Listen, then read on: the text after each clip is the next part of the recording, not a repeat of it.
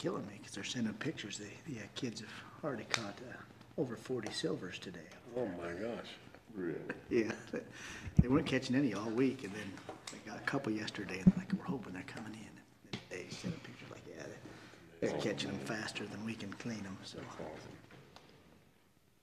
Okay, I would take a motion to open a public hearing, or do we, yeah.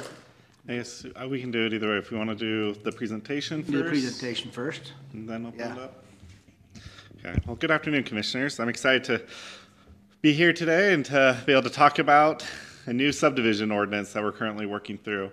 At the last meeting, I was not able to be here, but Tim was able to give you a presentation of SB 174, which is a new bill that was passed this past legislative session, and that made some changes to LUDMA, or the Land Use Management Development Act, that requires us to make some changes with our subdivision code. I wasn't planning on going through all those different changes today since we went through them last time, but just as a quick reminder, some of the big changes that came out of that bill were mostly changes to who could be the land use authority for certain decisions. For example, now within the state, political subdivisions, so counties and cities can't have their legislative body be the land use authority for subdivision, preliminary or final plat, but Planning Commission or staff can for preliminary plat, and then staff would be the approval authority by this new code for final plat. One of the other big changes that was made was the approval process, where it outlined in detail about different types of feedback that the political subdivision would have to give to an applicant.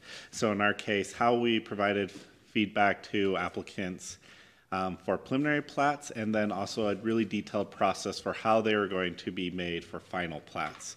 And so over the past month, staff, so the Planning Department, Public Works and Fire and Legal have sat down and reviewed the changes and have came up with a draft to present to you today.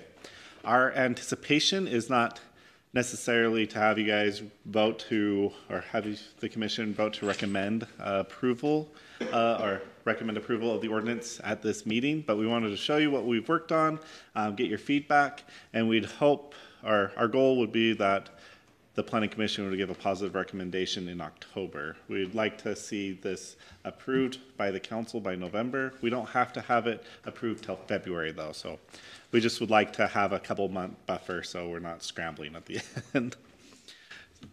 And so I'll go through some of the changes that we've made. The changes are mostly found in Title 16, which is our subdivision ordinance. But we also have a few changes in Title 17, which is our land use ordinance as well. And so just to begin, we'll go through. The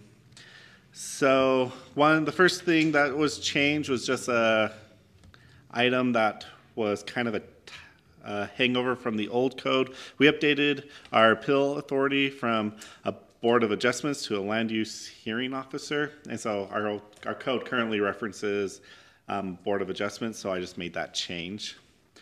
So the first item one of the first items related to this code that we established was the pre-application, relabeling our concept meeting to pre-application meeting. That's what state code calls it, and so we brought our code into alignment. It goes into a little bit more details a little bit further down, but up here where in the approval process, we outlined that instead of a concept plan, we just relabeled that as pre-application. So the next change that we did is under preliminary plat application. We clarified that the Planning Commission shall establish a reasonable deadline for applications to be heard for each meeting. The Planning Commission shall be the land use authority and may approve with conditions, or deny a preliminary plat application. So just further clarifying your current duties within preliminary plats. So section C is really the first change in the process and approval authority for the subdivision process. So for our final plat, we changed to the Director of Development Services must review applications, process plat, and then the Director of Development Services may approve with conditions, or deny a final subdivision plat. So under the new state code, final plats are an administrative approval process and are obligated to be approved by staff instead of a board or commission.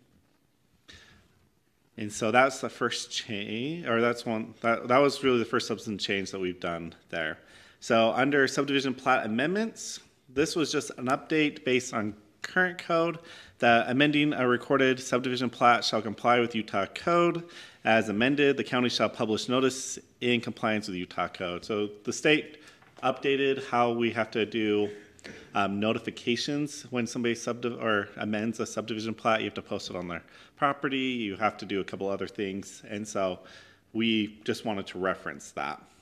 And then we also clarified, this has currently been a little bit of a conflict within our code itself. We had said a couple different things in other places, but our road manual and another place in our code stated that if there's going to be a change to a right-of-way or easement that is owned or that the county has claim on, that it has to be the county council that approves it. And that actually is what state law requires. So under the amended subdivision plat, we put the planning commission shall be the land use authority for the subdivision plat amendment unless the amendment proposes to amend, vacate, or alter a county right-of-way or easement, in which case the planning commission shall make a recommendation to the county council that will serve as the land use authority.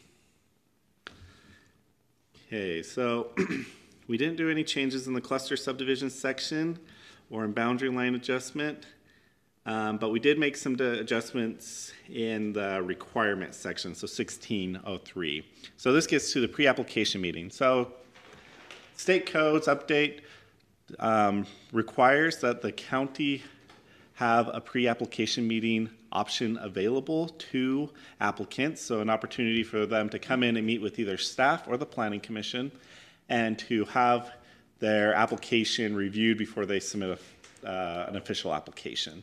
And state code also highlights a few things that we have to do during that pre-application process that will be highlighted a little bit below. However, based on state code, we can't make this as a requirement. We can't require them to come in for a pre-application. They have a right to come in and request a pre-application meeting or just to turn in an official application. And so what we did here is that we just changed this opening paragraph to state that all applicants for subdivision approval may present a concept plan of the proposed subdivision to the Director of Development Services, which that was the current code, or the Planning Commission. So we added the Planning Commission in there since you are the land use authority over, or the proposed land use authority over preliminary plats under this update. We felt like it would be appropriate for them to have the opportunity to come and talk to the Planning Commission directly for concept. So the other things that we added, the state code is requiring that under section D, that the county shall provide feedback on the concept plan. And so that seems obvious to come in. We have to be able to provide feedback on that. But then we also have to have available on our website or at the meeting copies of applicable land use regulations, a complete list of standards required for subdivision applications, preliminary and final application checklists, and deadlines and timelines for applications. And so we have to provide that. What we'll do is we'll provide that on our website. And so each pre-application meeting, we don't have to print out a packet and hand it to them, but we can just say, here's the list of timelines and application and checklists. It's all just here on our website, and you can go check that out for more information. And at that point, you're required to go back and answer any questions that they have on that, whether it's online or... Yep, yeah. So if they want to come in for a pre-application meeting, we're required to provide feedback at that application meeting. Which sometimes that might be on the spot feedback, but it could also be where they provide us copies of what their proposal is, and we provide some rough comments on what their application would be after the fact. So prior to that, have they had to pay a fee for your... Nope. So we've allowed this as an option already. So they've been able to come in and we've been giving them feedback. However, we have not been providing like copies of applicable land use regulations, those type of things formally. We've recommended that they review subdivision code or our land use code or the road manual, but have not had like a list of here's the things to check out as part of your subdivision process. But it's not required by state law that we're just provide that list, and so that's what we'll be doing. Has that, at this point, has that been taking a lot of office time to answer those kinds of questions? It depends. So, I mean, is that really a part of the office that gets a lot of time devoted to it? yeah, so we Sitting down and going over those plots. Yeah, so we block out every Tuesday and Thursday afternoon to meet with applicants who have questions either about current applications or potential applications. It does take some time. However, there's also some time saving that goes with that. It's much easier to answer questions up front, especially if there's a lot of problems or a lot of concerns that a project may bring up, and for us to kind of get ahead of that before they turn in an official application. So it does take some time, but in the long run, I believe that we're normally better off having a pre-application meeting with somebody. More complete application Yep. from the preliminary plat. Yeah. Well, So unless over the years, we've had, somebody come up and say, well, I didn't know about this and didn't know about that. Is that kind of because they didn't come in and ask questions? yeah, exactly. I think too that we're in this process of improving our application process and have the review process be very checklist oriented online. And so I think we're going to see more transparency and clarity as to what everything is required, because we're building that. And that hasn't been built out here before. So, but it's quite a process to do that. Well, yeah, I'm sure that it is. To get it all on paper, to think all the different things that could happen that would apply. And Yeah, and oftentimes, with a lot of pre-application meetings, we're able to catch most big items. However, there are times where somebody will come in and do a pre-application meeting, and we give them an initial review. But when they apply and you do a deeper dive, a lot of times we'll find stuff that we weren't aware of before. Pre-application meetings are always hard to cover everything, but normally they allow us to cover most big issues, so they're able to get ahead of items before they come up after they have applied. okay, thank you. Yeah. Any other questions about pre-application meetings? Okay. So with preliminary subdivision plat requirements, one of the biggest changes, well, there's two big changes that came with the new code. The first one was that with a preliminary plat, they had to provide subdivision improvement plans, which is essentially construction drawings, which we already require to some extent. And the other big item came down to where we have a review period where we have to submit their first report within our first review report within 15 business days. And so within our requirements section for preliminary plat, we made a few changes to reflect that. So the first change here is under item number 12, which it talks about identifications of no natural and sensitive features. We just clarified in the subdivision process that subdivisions impacted by sensitive land shall submit a sensitive area analysis as required by Cache County Code 1718. So that's the first change. That's something that we already require, but we've ran into some issues with that in the past, so we just wanted to make sure it was clear. So the next item, there is some formatting issues with this, just with the track changes that will be cleaned up. But because we're required to have subdivision improvement plans submitted with preliminary plat, within this section of requirements, we added that shall provide draft subdivision improvement plans, meaning civil engineering plans associated with the required infrastructure and county-controlled utilities, including but not limited to the following. Then these next several sections that are all in black are already required. And so these are like roadways, culinary water sewer lines, proposed storm drain facilities, layout of power lines and other utilities. But then we also added all other plans required to construct the subdivision. So this list that we currently have isn't all-inclusive, but it does a pretty good job. But there's sometimes other utilities or other infrastructure that needs to be addressed.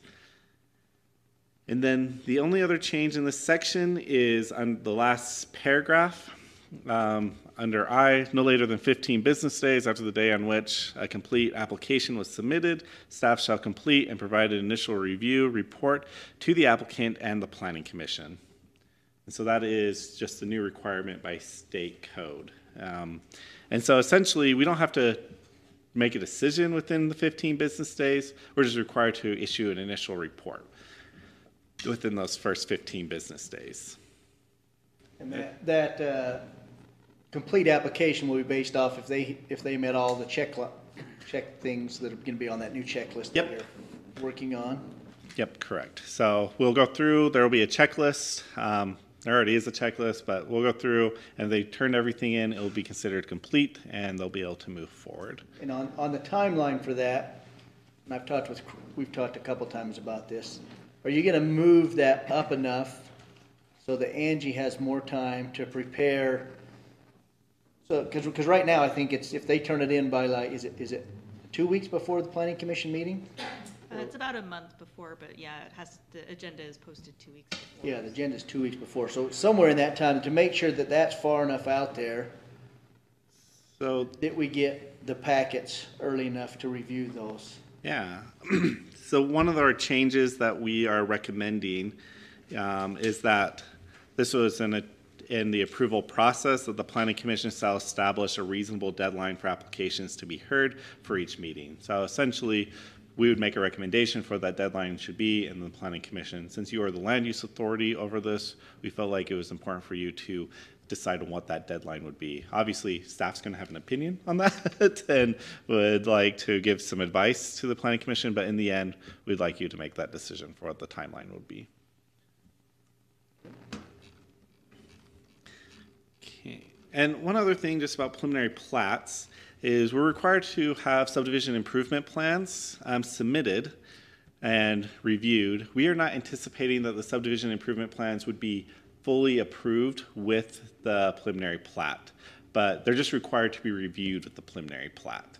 And so essentially they will turn in the preliminary plat, the draft construction drawings that will be reviewed and redlined, and then the preliminary plat could be approved subject to conditions that or red lines that are offered by the Public Works Department and Development Service Office. And that actually jumps into our next section with final plats.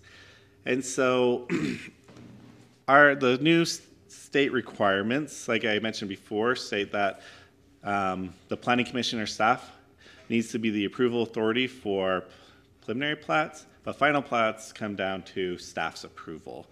And so this next section is most of the changes a lot of the early changes in this section are to reflect that.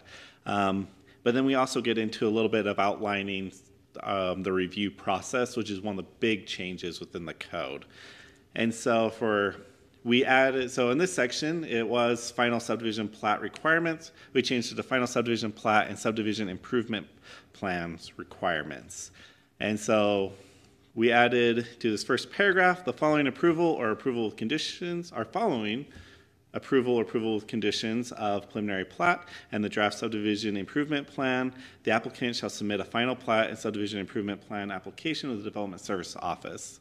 The final subdivision plat is required for the recordation of a subdivision plat as approved by the Development Services Director. The final plat shall reflect any changes to proposed plat required by the Planning Commission conditions during the preliminary plat approval and must be reviewed and approved by the Director of Development Services for completeness prior to recordation. So just a few changes in that, mostly just clarifying that they have to meet the conditions set out by the Planning Commission and that the Development Services Director is the land use authority for final subdivision plats. So there's not a lot different, but we did just give it a title, the final subdivision plats, and then we also just updated that other, so under 1 and 2 is just items that are required on the plat. So we just clarified that other final subdivision plat notes as required by Cache County or state code or as required by the Planning Commission. So there's a lot of notes that sometimes are required, like if you're building within a certain, I think it's 1,000 feet of an agricultural protection area, you're supposed to have a note on your plat and things like that that are required by state law. And so we just wanted to incorporate a few of those just within the code just to reflect that. So What about the occasional complex project where, the planning commission wants to see some of the conditions implemented, you know, before giving approval. So like, maybe we continue a meeting, you know, we ask the applicant to provide certain information and continue the meeting for them to come back.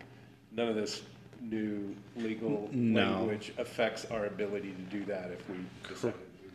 Correct. So you still have the same type of approval authority that you currently have under our code. So if you feel like an application needs a little bit more work, or there's some special conditions or considerations with it, you still have the ability to continue it or require different notes or something to be placed in the plat, as long as they are legal, obviously. Okay. Any other questions about that? Okay. Because it seems like, you know, we'll have one look at it basically, and then it'll be approved by staff after that, as long as all the conditions are incorporated. Yep. And I think for 90+% of what we see, you know, it'll be easy to just make a decision and move on, but there's probably the occasional large-scale project that we may have questions on or something. Yes, yeah, that's very true. There are some exceptions within the state code, but don't really apply to us. So if you're doing a big multifamily complex, that's exempt from some of these approval authority requirements, that they can go back to planning commission as final plat. But since we're not anticipating a lot of those, we didn't really incorporate that into our code. But yeah, if there are conditions or notes that you'd like to see on the plat, those are things that you can put as conditions, and then by code, staff would be required to ensure that those are met. Yeah. Okay, so the next section is one of the bigger changes. So our code was a little quiet on construction drawings or subdivision improvement plans, so we added a section to address that. So under B, subdivision improvement plans shall be prepared by a licensed engineer and conform to current engineering, public works, and international fire code standards. And all, well, this says over, all other applicable county and state code requirements provided in a form acceptable to the Cache County engineer and fire district. So one thing that you'll notice that's a little bit different in this section, after we got this to you on Friday, our public works director requested that instead of it being the public works director as the authority to review the subdivision improvement plans, that it would be labeled as Cache County engineer, which currently our public works director serves both of those roles. But they're thinking long term, they want to create an engineering office, and then public works would be over that, but they would want the engineer to be the authority. Yeah. And so that is a change from the copy that you have. So then we added that the subdivision improvement plan shall address conditions within the initial preliminary plat report and any conditions of approval by the planning commission. Improvement plan shall comply with Cache County requirements for all subdivisions found in the following section. In addition to adopted design standards, master plans, manual of roadway design and construction standards, and any other applicable standards adopted by the county. And then the county engineer and fire chief shall be the land use authority for subdivision improvement plans. And then the last section that's new is review of proposed final plat and subdivision improvement plans. Cache County Development Services, engineer and fire district shall review and provide report to the applicant in compliance with State Code 1727A 6042 as amended. So State Code lists out a very detailed review process that we have to follow. Essentially, there's review cycles within the code, and so they submit a complete application. The county would have 20 business days to review that application and then to submit a report back to the applicant. Within that report, we have to create essentially a checklist of all the improvements that they have to do to the plans, any corrections, and we have to cite code for why they have to do that. And then they have their engineer or the applicant has 20 days to respond to that. If they don't meet the 20 days, then we get an additional 20 days on the next review. So there's some motivation for the applicant to return things promptly. And then we can do that up to 4 times and based on state code, if we miss something during the first review, we're not supposed to bring it back up in later reviews. However, that doesn't necessarily apply if they make changes and there's additional comments. Because they made changes, it created other circumstances or issues with the plan, we are allowed to comment on those. And major changes resets that review process, that review cycle process. So let's say they have to make some significant changes, that resets our reviews on how many times we can review that. Just arbitrary guess, or there's no standard of how much it changes. Oh, Correct. The code, I can't remember the exact It just verbiage. says significant changes. Yeah, it essentially, yep, significant change. See, that was gonna give you some heartache down the road. Yep. So there is an appeal process within the state code too, that if we get to the 4 and the county says, you're still not done, this isn't approved, they can appeal it, appeal that decision. And so we debated internally about whether or not we should list out all those steps within our code. However, there is some concern that, because there's already been a little bit of pushback about some of those steps and how things are worded and what we're supposed to do. And so there is some likelihood of some of those steps changing. And so we didn't want to update our code and list out all these steps and then just for next year to go in and amend that again. And so we just want to, our recommendation is just to cite the code. And then if it's amended, then we'll just amend our process to match what the state is requiring. Are there any questions about that change? Okay. So we do have a couple other changes. Some of the rest of these changes are not really related to the latest update, but are just based off some discussions with the attorney's office, internal staff discussion, and trying to bring our subdivision code in compliance with some other sections of state code. Sorry, after all that talk, we did make another change. It's clarification. Under completion of development improvements, the Planning Commission is part of the preliminary plat application, so that's just a clarification. And then subdivision improvement plan, we substitute that for construction drawing since that's what we're calling it in the rest of the code. So the big next change, and this is actually different than what was sent to you. This came about after some discussion with our Public Works Director this week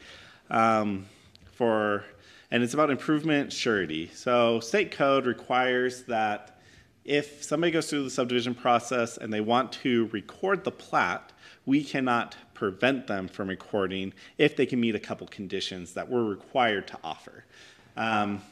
So essentially, when somebody comes in with a subdivision plat, we require that improvements are made to the roadway or whatever other infrastructure are there. And once they get those done, then we allow them to record the plat. However, if they would prefer to record prior, we can allow them, but they have to offer a improvement surety. So essentially, state code outlines a couple options. So that's either bonding, a line of credit, an escrow agreement, something like that. And then if they meet those terms within our code, then we allow them to record the plat, and we hold that bond, or we hold that money or line of credit, whatever process that we allow, in case they don't finish the project. So let's say they go bankrupt or whatever, they leave us with half a road, we have money sitting there that we can go through and complete it. So by state code, we have to allow that as an option. Our current code is a little bit wish-washy on it. It has things that states like in the judgment of the Director of Development Services, it is not feasible to complete the project in a timely manner, then we would allow it. We felt like that didn't comply with what state code actually requires us to do. And so after some discussion with Public Works, we came up with the language that's up here that you haven't seen yet, but I will email this to you later tomorrow. And so what we've changed it to is a subdivision shall guarantee improvements in accordance with the following: a completion of improvements before recordation. If an applicant desires to construct improvements as shown on approved subdivision improvement plans prior to recordation, Recordation of the plat shall not occur until the improvements required in connection with the subdivision have been completed and accepted, and an applicant shall provide improvement surety of conditional acceptance improvement in a form acceptable to county as shown in this title in the following amount. 10% of total cost of all the required improvements shall be retained by the county during a 12-month, 24-month, if applicable, warranty period. So essentially, the state code allows us to, so if they finish all the drawings, we allow them to record, we can require a warranty bond for 1 year. So if anything breaks or we need to go through and fix something, we have some money there to do that within the first year. So the next one is recordation before completion of improvements. An applicant who desires to record any subdivision plat prior to the completion of subdivision improvements shall provide a financial guarantee for the completion of the improvements. And then it goes on, subsection D already talks about what those are, and so we didn't change that, but we just made the language a little bit more clear. The other thing that we did, right now, the Development Services Director, which is myself, is the authority to accept and approve those. That is a little bit less common. Typically, it's the Public Works Department because it deals with the infrastructure in place. They're the ones that review the bond estimates. So currently, when somebody wants to provide a bond to us or an improvement agreement, they'll give us a quote for how much everything's going to cost. Our Public Works Department reviews it and says, yes, this matches, and then it gets on my desk and I just sign it. So what we're proposing is instead of it coming back to my desk for me to sign it, the Public Works Director himself would just have the authority to sign and approve those. And we feel like that would just make our lives a little bit simpler since it's already couched in the Public Works Department anyways, instead of me just kind of being a blue pen to sign off, that the Public Works Department will have the ability to sign off on those. The other change is that currently we require an improvement agreement if they want to provide a bond of some sort. After some review and discussion with Taylor and the Public Works Department, we don't believe that we can require it as it's currently in our code. State code requires that this is an automatic available option, not subject to any type of additional agreements. And state code also prohibits the county from requiring a development agreement, which this essentially is, as a base development right. So in order to be approved for a subdivision and develop according to the code, we can't require them to enter into some sort of development agreement. And so we just removed this section. We're going to be taking a little bit look this month to make sure, see if we want to redefine our improvement agreement or anything like that to see if we can find a way to make it meet state code. But right now, that's our recommendation, is just removing that completely. Are there any questions about those changes? Okay. So the last set of changes that we did is under Title 17 in 1702 for the administration. We just have a land use authority table that we made some changes to. So land use authority, director, final subdivision plat, county engineer subdivision improvement plans, and then planning commission preliminary subdivision plat, council, modification of county right-of-way, and easements. And so I believe that is everything. Thank you. I know that took a little bit to go through all that in detail. So like I said, today I'm looking for feedback if there's any changes you want to see, but we would recommend taking some time to review it over the next month and come ready to make any final recommendations at the next meeting. Way too much for me to take in one. There's a lot to look at. There's a lot there.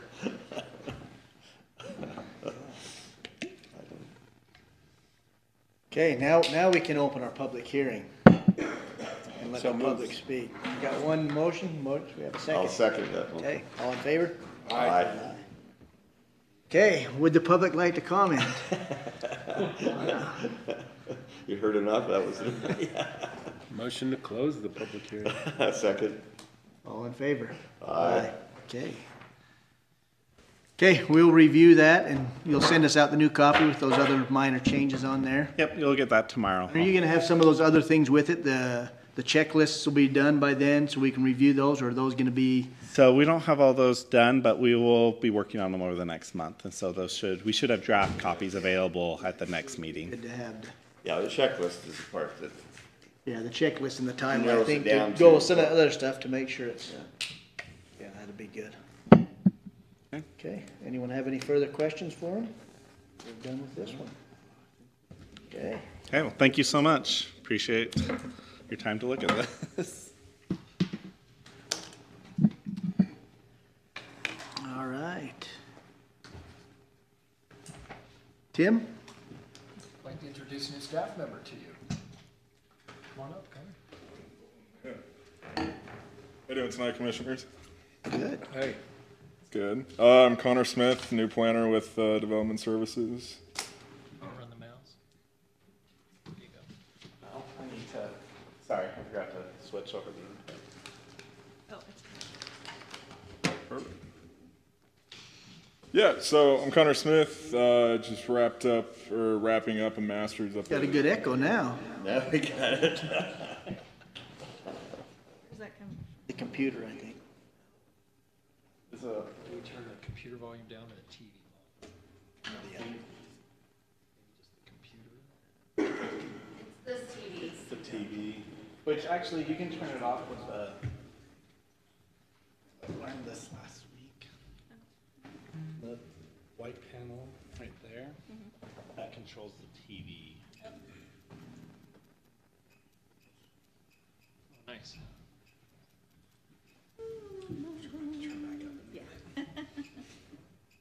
All right, now it's okay. Perfect. Me okay? Here we go. Okay, we're good. Yeah, so I'm Connor Smith, new planner. Just wrapping up a master's up at USU, earned a bachelor's at the U. That's pretty much it. I'm a very uninteresting person. So yeah, I'm really excited to show you guys today the resource management plan. This is something we've been working on for the past probably month or two, somewhere in there. So what is the county resource management plan? Essentially, it's a really broad-scale plan that sets policy, goals, objectives, and it's aimed at managing natural resources on public lands. Real emphasis on public lands. It doesn't deal with private lands in any way. And what it does, it assesses the state of natural resources in the county, and what we can do from there is essentially use those resources, develop them, exploit them, but in a way that doesn't harm the environment, doesn't harm the average citizen, but benefits the local community, the state, and the nation. So just for reference, here are public lands in Cache County. As you can see over here, most of the public lands are out to the east. There's a little bit along the west, but yeah, it's mainly the east side of the county that we're concerned about. So the CRMP background, why do we have to do it? Previously to 2015, it was usually BLM that did that, but Utah Code was amended in 2015. And so essentially what the result from that was is each county had to do a county resource management plan. Initially, there was only 29 resources required in that plan, but then, so we adopted that plan in 2017. But then the code was amended in 2020 to include 4 more resources. And so unfortunately, we didn't meet the deadline that was 2020, but the state granted us an extension, so we just have to finish it this year. Shout out to BioWest for helping us out on that one. And so essentially the reason why it's super important is because if we don't complete it, we're subject to fines from the state.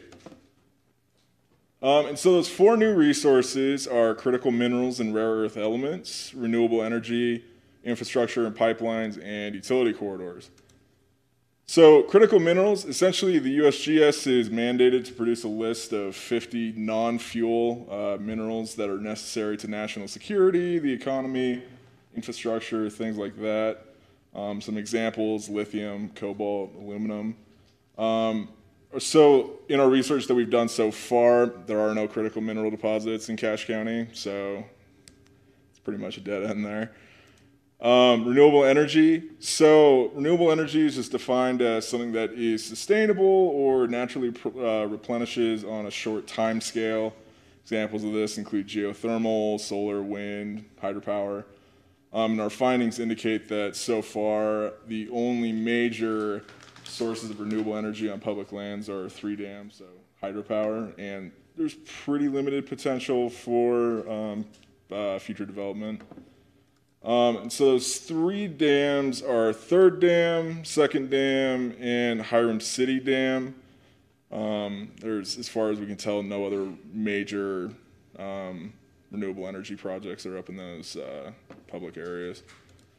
Infrastructure and pipelines, essentially this is just facilities, major structures that transport raw materials, people, electricity, things like that. Examples of that include pipelines, roads, transmission lines, and railways. Our findings so far indicate that there are roads, transmission lines, pipelines on public land. So just to show you that, this is kind of a brief map showing infrastructure that is related to public lands. So we have Route 243, Route 89, Route 101, Route 89, 91. Then there's those transmission lines that kind of skirt that edge just a little bit. And then the Ruby pipeline kind of skirts that public area just a little bit. So utility corridors. So essentially utility corridors are strips of land that are dedicated for future utility projects or just major infrastructure projects. So think an oil pipeline, right? Essentially the oil pipeline first step would be to designate a utility corridor. Then you would build that oil pipeline along that route. So examples, transmission lines, major petroleum pipelines, and roads. Current findings, there are no Section 368 utility corridors in Cache County. We're currently investigating if there are more, and early findings indicate that there are, especially along those roads that go up along there. So the format of the CRMP, the absolute most basic way to think about what we're trying to do here is figure out where we are, where we want to be, and how we're going to get there. And so to make it a little more complicated, this is what it looks like for each section. So let me break it down a little bit for you. So the general description essentially just describes what the resource is, the significance, so why we care about that resource, and related resources. So examples of that in the plan, there's mining, and there's also critical mining resources, so those are kind of connected and they relate to each other. A map, basically just exactly what you would think a map would be, shows the status, type, location of these resources that are of interest. And then resource management setting. So context is essentially how it is in the county right now, right? Kind of provides that broader scope of why we care about this resource and how it relates to Cache County especially. Findings are essentially what we found related to that resource. So the example would be, haven't found any critical minerals, so that would be a finding. In legal context, essentially it goes through any laws that are applicable to these resources. And this is the big part in this plan so far. So essentially where we want to be is defined as the desired future state, right? And so essentially what that is this overarching goal. It's the vision of where we want to be. And so essentially what we do is we generate a goal, and that feeds into the desired future state. And then that is that overarching objective. And so how we're going to get there, essentially what we do is we create resource management objectives. So how that is structured is you state the objective itself. And so essentially that objective directly supports that desired future state. And then from there, you support that resource management objective by going through policies and guidelines. And so essentially it's this ladder where you have policies and guidelines that feed into resource management objectives, which feed into the desired future state. Any questions?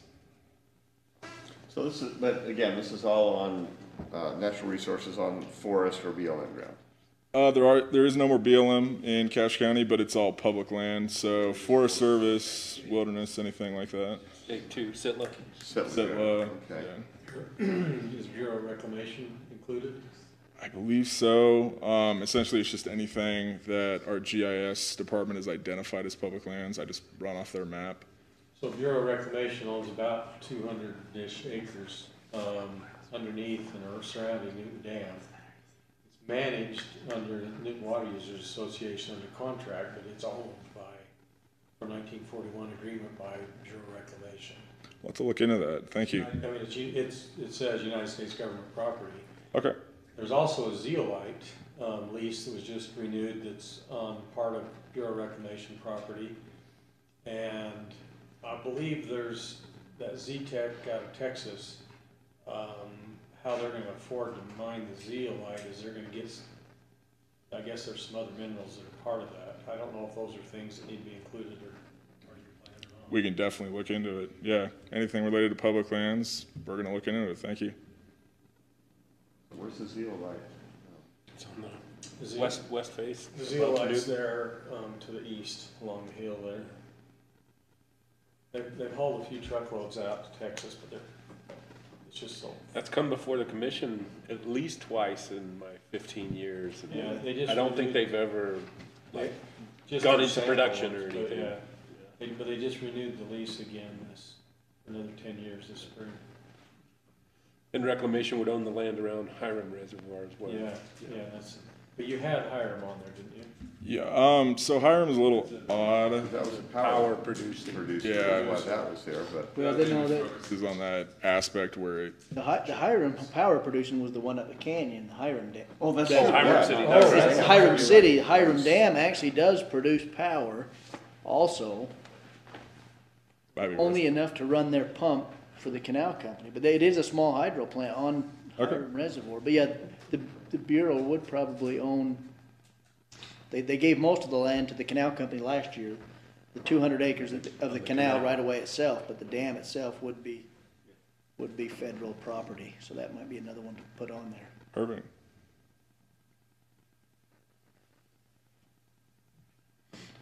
So yeah, we met, I met with two of the county council members. We met last week to go over some of this preliminary stuff.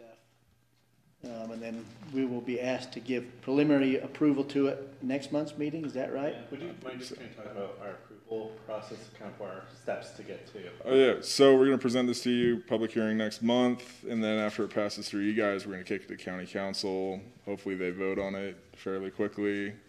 We're planning on November, that's the goal. But yeah, that's just kind of the basic process so far. Behind the scenes stuff, basically we're gonna meet with, our steering committee one more time. We're drafting the plan up right now. We've been using BioWest as kind of a sounding board so far, just kind of see what they think is good policy, what's good goals, and just kind of general guidance.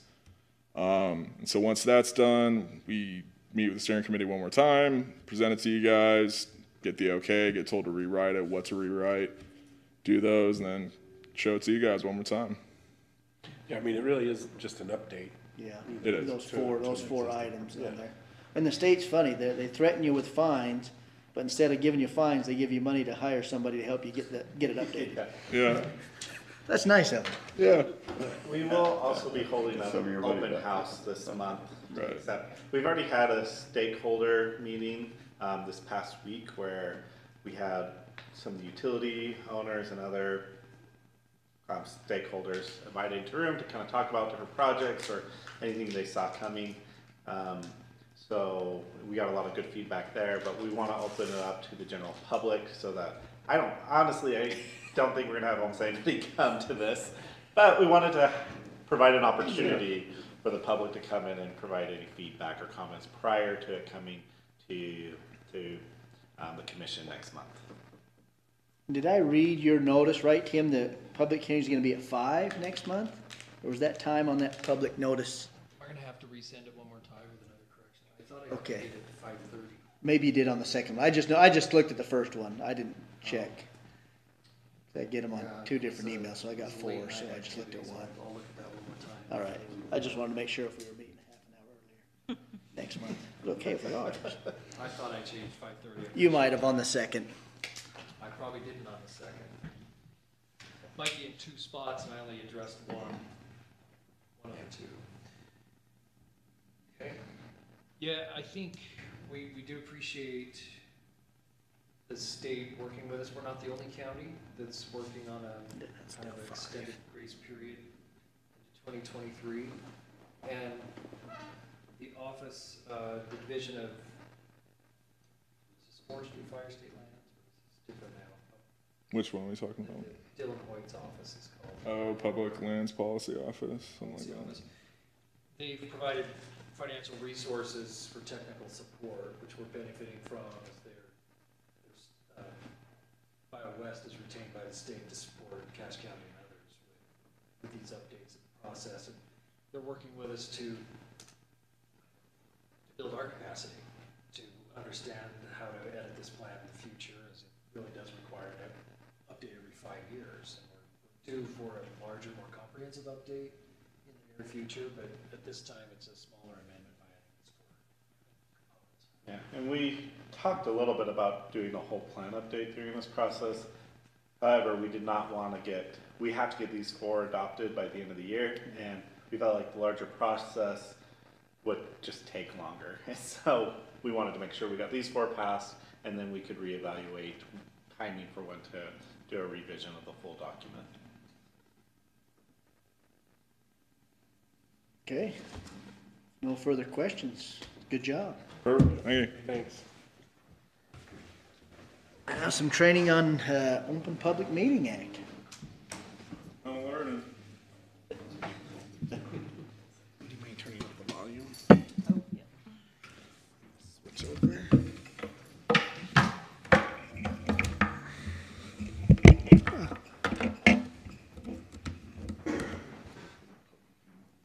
Test. Yearly training. Yeah, I think that's what we're at. So today we're going to review the Utah Open and Public Meetings Act. This is a training that's required that all public officials go through once a year. I did create some PowerPoint slides.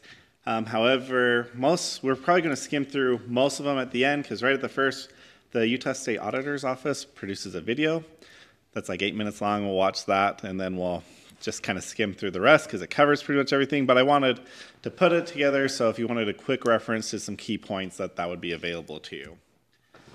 And so first, before we get into the video, just what is it? So it is Utah Code 54.4. The intent is that political subdivisions take their actions openly and conduct their deliberations openly.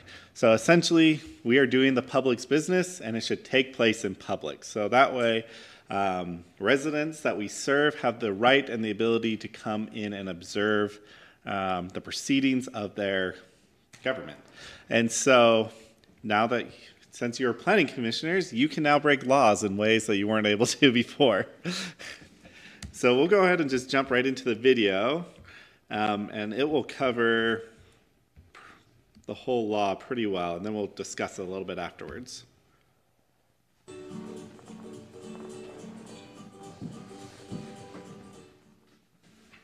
So what is the Open and Public Meetings Act? It's the state law that ensures government actions and deliberations are open and conducted. Before we continue, keep in mind that this video is an overview, and exceptions may exist based on your entity type. We focus on local government, not state requirements. When in doubt, read the law and consult with your legal counsel. So what's considered an open and public meeting? It's when a public body quorum, also known as a simple majority, meets to discuss or act upon government business. It includes the meetings sometimes referred to as workshops or executive sessions.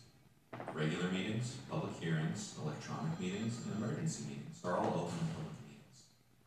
Open and public meetings don't include chance or social meetings. A public hearing is a type of open and public meeting where citizens have a reasonable opportunity to speak. Public hearings happen when a government adopts a budget, imposes or increases taxes or fees, or transfers money from an enterprise fund. These meetings have extra notice and posting requirements and won't be addressed in this video. An electronic meeting is a type of open and public meeting that's convened electronically, such as via phone or the internet. Remember, the governing body must adopt a resolution, rule, or ordinance allowing and governing electronic meetings. OPMA adds additional requirements too. An emergency meeting may be held to discuss an urgent matter due to unforeseen circumstances. In order to hold the meeting, the best notice that's feasible is provided of the time, location, and topics to be considered. An attempt is made to contact all governing body members, and the governing body majority approves the meeting. An open and public meeting may be closed to discuss any of the following: a person's character, competence, or health, collective bargaining, litigation, certain real property transactions, including any form of a water right or water shares, with specific restrictions, security personnel, devices, or systems deployment, investigations of criminal misconduct, and private or protected information for the Utah Procurement Code, including trade secrets. A closed meeting may be held only if a quorum is present and the meeting was properly noticed. 2/3 of the governing body present at the meeting need to vote yes to close a meeting. Quick math lesson. 2 divided by 3 equals 66.7%. Let's say your governing body has 5 members present at the meeting. If 3 out of 5 members vote yes, that equals 60%, which is not equal or greater than 66.7%, which means you're 1 member short and would need 4 out of 5 members to vote yes. During a closed meeting, a governing body can't interview someone applying to fill an elected position, discuss filling a midterm vacancy or temporary absence, discuss the character, competence, or health of the person whose name was submitted for consideration to fill a midterm vacancy or temporary absence, approve any ordinance, resolution, rule, regulation, contract, or appointment, or take a vote, unless it's a vote on a motion to end the closed portion of the meeting and return to an open meeting. When a governing body closes a meeting, the following must be publicly announced and entered into the minutes of the open meeting of which the closed meeting was approved. The reason or reasons for holding the closed meeting, the location where the closed meeting will be held, and the vote of each member of the governing body either for or against the motion to close the meeting. If a closed meeting is discussing a person's character, competence, or health, or security personnel, devices, or systems deployment, or several other exceptions, mostly related to state bodies or project entities, no recording or minutes are required. However, the presiding member needs to sign a sworn written statement stating such. If the closed meeting is held for any other reason, a recording must be made, which includes date, time, and place of the meeting, names of members present and absent, and names of all others, except where disclosure would infringe on the confidentiality necessary to fulfill the original purpose of closing the meeting. Regular open and public meetings require 24 hours notice. The public notice includes the meeting agenda, date, time, and place. Public meeting agendas need to include reasonably specified topics to be considered, with each topic listed under a separate agenda item on the meeting agenda. The governing body may not consider a topic in an open meeting that wasn't on the agenda. If a new topic not on the agenda is raised by the public during an open meeting, the governing body may discuss the topic. However, final action may not be taken on the new topic during that meeting. Additionally, entities holding regular meetings scheduled in advance over the course of the year need to provide annual notice of the entire year's meeting schedule. The notice must include date, time, and place for each meeting. Notice is posted at the entity's principal office, or if the entity doesn't have a main office, at the building where the meeting will be held, and the Utah Public Notice website. Typically, posting on the Public Notice website is done by the records officer, recorder, or clerk. However, it's the governing body's responsibility to ensure notice is provided. State Archives has prepared a training manual and quick guide for owners and posters, as well as training videos that can be accessed at their website, archives.utah.gov. Written minutes and a recording are kept of all open meetings, with few exceptions. Written minutes include the date, time, and place of the meeting, the names of members present and absent, the substance of all matters, names of citizens providing comments, the substance of the comments provided, any information a body member requests be entered into the minutes or recording, and a record by individual member of each vote taken. A body with elected members must record each vote in list format by category for each action taken by a member, including yes votes, no votes, and absent members next to each member's name. The recording must be a complete and unedited record of all open portions of the meeting from beginning to end, and be labeled with the meeting date, time, and place. All or any part of an open meeting may be independently recorded by any person in attendance if the recording does not interfere with the conduct of the meeting. Pending minutes means written minutes of an open meeting in draft form subject to change before being approved by the public body that held the open meeting. minutes must contain a clear indication, such as a draft or pending watermark, that the governing body hasn't yet approved the minutes, and that the minutes are subject to change until the public body approves them. Approved minutes means written minutes of an open meeting approved by the public body that held the open meeting. Entities must establish and implement procedures for the public body's approval of written minutes. Public meeting pending minutes, approved minutes, and recordings from public records can be granted. Any individual who publicly presents information relating to an item on the public body's meeting agenda must provide a copy of the information for inclusion in the public record. Make pending minutes available to the public within 30 days. Within 3 business days after approving written minutes of an open meeting, make approved minutes and any public materials available at the Utah Public Notice website, the entity's primary office, and the entity's website. Within 3 business days after holding an open meeting, make an audio recording of the open meeting available to the public for listening.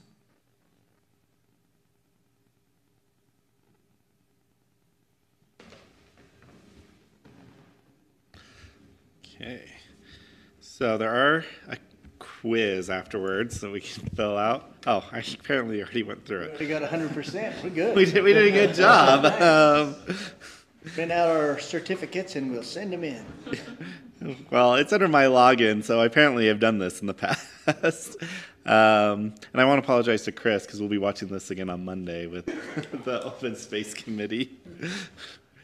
But there are a couple things from that video that I wanted to discuss a little bit more in detail.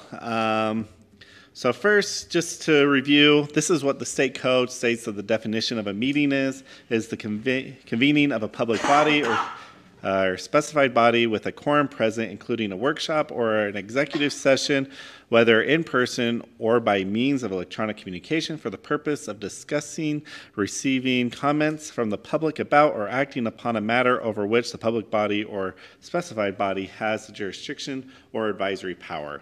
And then, once again, a meeting is not a chance gathering or social gathering.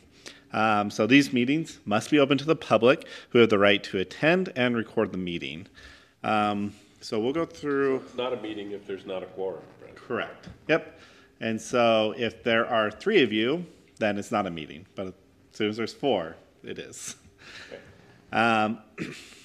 So there are some electronic messages and meetings. Sometimes questions about emails come up about how much to discuss through emails for public bodies. So emails are perfectly fine to send and to ask questions about upcoming items in the agenda. However, debate or large discussion and decisions should take place in the open meeting. And so we send you a list of an agenda or an ordinance that you guys can comment on either through Google or whatever. That's perfectly fine to do that and to ask questions, but any large discussion or decision making should take place in the open meeting. So the video already went through public notice of a meeting, but just so you know, county staff will handles all that. But if you have any questions about it, just let us know. And the same goes with minutes and recording. We have Megan here that does a great job. So we try to make sure that we follow state law and make sure that you guys have the opportunity to review the minutes afterwards and to be able to vote and approve them within a timely manner. Close meetings. So we can close meetings to the public. However, as a planning commission, I have never seen a planning commission close a meeting. Councils, legislative bodies do it frequently, either to buy property or discuss personnel issues, or pending lawsuits are pretty common to close meetings for. But as a planning commission, oftentimes we won't have those issues. So then just for enforcement, so it's the Attorney General and the county attorneys of the state shall enforce the code. Any person denied any right under this chapter may commence a suit in a court of competent jurisdiction. And then there is, if you're found to violate this chapter, a member of a public body who knowingly or intentionally violates, or who knowingly or intentionally abates or advises a violation of any closed meeting provisions of this chapter is guilty of a Class B misdemeanor. So, just so you know. So the last item I want to talk about is currently how we're doing our workshops and refreshments that we serve at the beginning of the meeting. After some discussion with Taylor with the county attorney's office and some internal discussion, we have a few concerns about the way that we're currently doing these workshops. The first one is that oftentimes a quorum of members are meeting as part of a scheduled meeting. Items from the agenda or future agendas may be part of the discussion, and in fact, we advertise it as a workshop, which is under state code, advised to be open to the public. And the public may not be prohibited, like they walked in there, we might not kick them out, but probably do not know that they are welcome to attend in that room. And so, in addition, even if under the letter of the law, how we're doing this is correct, it still probably has the appearance of maybe not being completely compliant with the code. It might give residents reason to question what is being discussed or how those workshops are being handled. And so we'd like to bring this up for a discussion with the Planning Commission. We still want to be able to, the Planning Commission, you guys have a really hard job and don't get adequate thanks or recognition for all the hard work you do. And so really serving you some food prior to the meeting is really the least that we can do to thank you for your hard work and service. So we don't want to stop doing that. However, we just want to make sure that we're compliant with the code. So a couple of the options that I talked to Chair Nate before the meeting, and we talked about a couple ideas, and we wanted the commission to weigh in on how we felt like we could address the issue. So the first one would be just to hold the workshop in the main chambers. So essentially, we put the food in the conference room. You just go grab the food, then you just come in here, chat, do everything that you normally do, but then it's in this room, which is open and available to the public, and there's no question about what's being discussed. The next one is we could somehow ensure the public knows they have the right to go into that room and to participate and to observe that meeting that's taking place in there. We could just cancel the workshop altogether, and there could potentially be other options that I just haven't thought of. Great question. So workshop would not be broadcast? Yeah, that's actually a good question. They're generally not, because even when we do workshops, like in the other building, like a combined one with the council, they're generally not broadcast. So we probably do need to take Workshops. minutes of those workshops, though, and have a recording of it. Can you go back, Stephen, Yeah, where do you want me to go back to? the definition of what's a meeting? Right there. Yes. Which is, this, I mean, to me, this is why it's not a concern, is because we would have to be discussing, receiving comments from the public, or acting upon a member, or upon a matter. And we're not doing any of those things. But the problem in is our we, on the agenda, we call it a workshop, and that specifically means it's a meeting. So we could take the word workshop off and say the planning commission members will meet for light refreshments before the meeting. Yeah. And I mean, then- I think that's fine, and it, you know. Or you could state on there that we're meeting in there and there may be discussion of agenda items and it's open to the public, like you said. Right. Yes. Taylor? Advertise it as a workshop, and that gets us on that one word right there. Yeah, and I think getting rid of it as a workshop is fine, because that Then it's a suggests social we gathering are, for that food suggests we before. are talking about agenda items or something like Yeah. that. You know, and I think the most common thing that we or individuals might do in that setting is simply ask Taylor a question about an item on the agenda or something like that. So if we're in that meeting though, and somebody's hit you up during the week, on a personal, call you individually, and we want some input in there, have you had, if we start asking the question, has somebody talked to you about this item that's coming up in 5 minutes, 10 minutes? Does that somehow, Yeah. say you can't have that discussion in there? So the reason why I came to that conclusion with Stephen is that, when we have a quorum in there, discussing is its own separate thing that is a part of the meeting. So even if you're not reaching a decision, even if you're not going to receive comments, just discussing what we are going to talk about, that falls into this. If we have a quorum and we're discussing it, then it needs to be public. And so it's it's not a chance gathering or social gathering.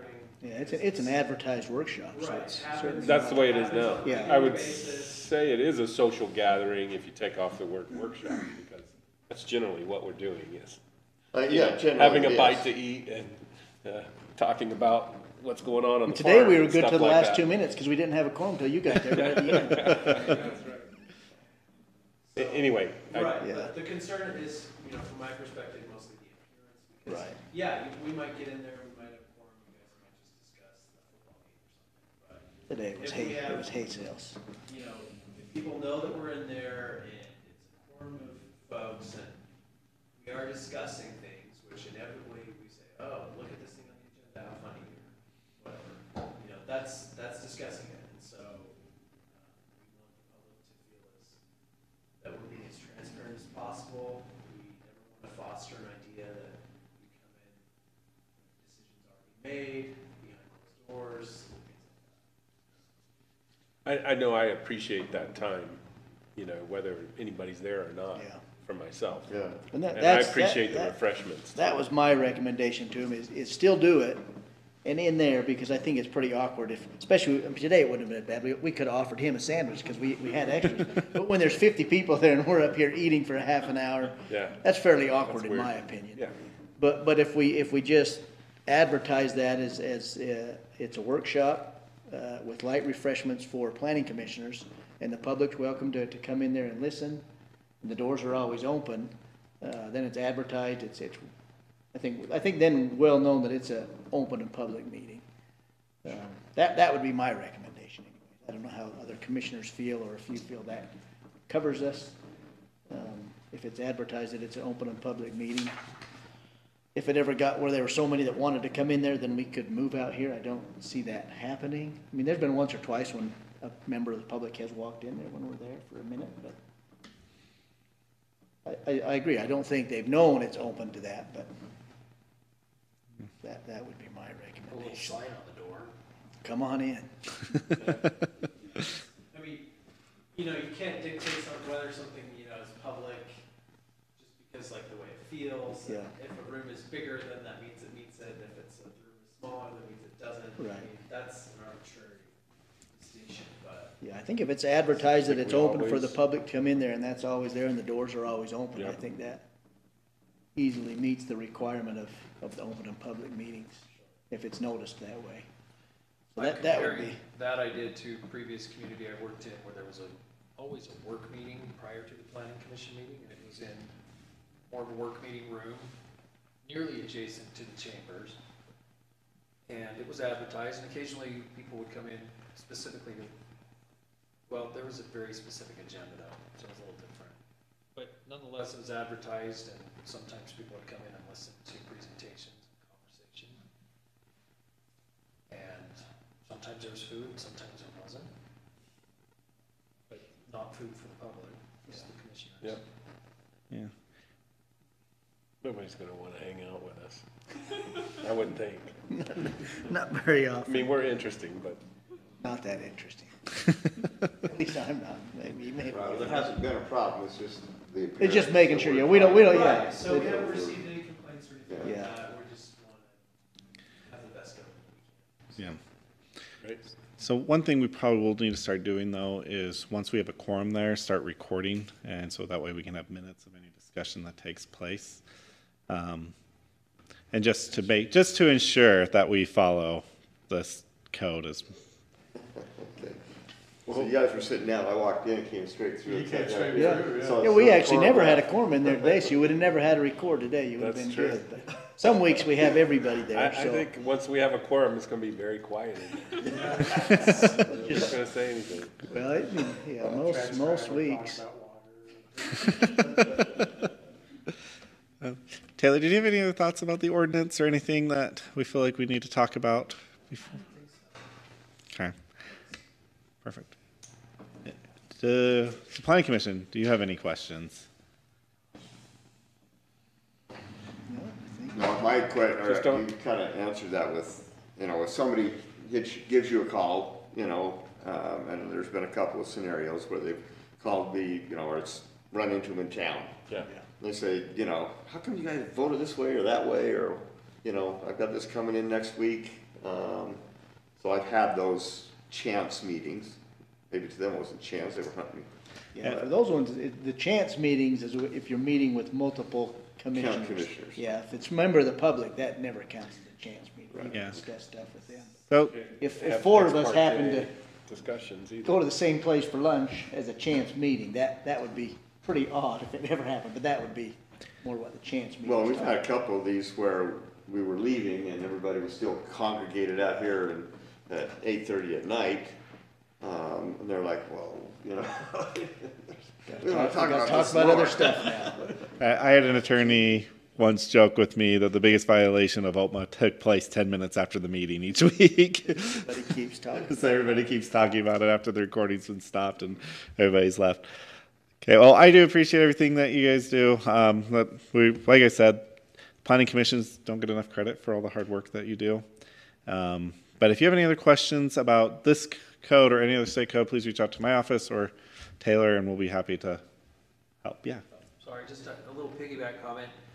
In those chance encounters with someone that may have an item coming on the agenda or someone who lives near the project or proposed project that is opposed to it, it again may not be a hard written rule, but the impartiality, portraying neutrality and impartiality as a commissioner seems to be the best, safest place to be in. So you're not quoted in rumors and that sort of thing. Yeah, I do feel like there's nothing within the code or law that states that you can't meet with property owners or developers or even with groups of you that make less than a quorum. However, my general recommendation with elected officials is a little bit different because they are elected. They're supposed to be open to the public. It's kind of their job. But as the planning commission, your role is to serve more as a neutral advisory body to try to make best decisions that is in the interest of the public as a whole. And so my general recommendation to the commission is to, use your best judgment when it comes to meeting with residents or property owners about upcoming items on the agenda, things that might sway maybe what you otherwise would do based on what you believe is in the best interest for all in the county. So, okay. Well, thank you. Okay, excellent. Anything else from Hey, commissioners? I was just curious what next month looks like. You usually ask. Just a couple of CUPs.